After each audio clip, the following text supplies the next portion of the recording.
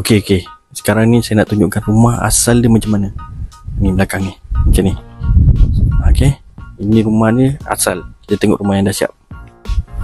Macam ni dia. Rumah dia dah siap basoi. Berbeza 360 darjah daripada rumah biasa kepada rumah yang dah siap basoi sepenuhnya. Rumah ni dekat mana? Yang saya janjikan lokasi terhangat, lokasi terbaik di Johor Bahru. Nak tahu lokasi kat mana? Kat akhir video ni ada. Tengok rumah dulu.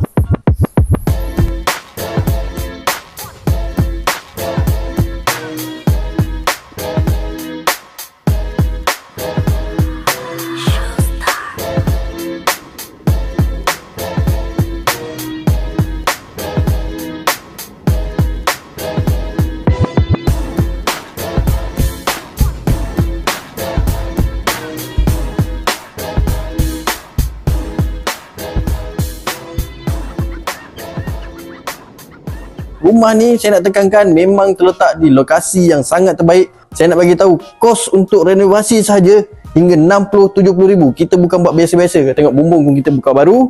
Okey, tembok pun kita pasang baru. Lantai kita pasang mozaik, dalam penuh mozaik, kita dah extend belakang, cornice, tabletop, semua kita buat. Asal rumah ni 2 bilik, 1 bilik air.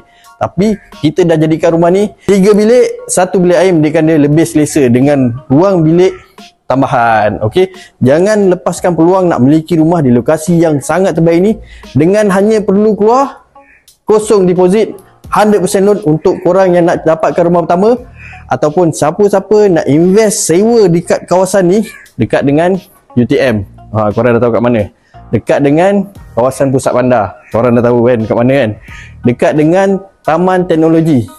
Kat situ ramai orang kerja kilang kat situ. So rumah ni sebenarnya terletak di Jalan Tembaga Kuning, Taman Seri Skudai, Johor Bahru. Jadi korang dah tahu lokasi.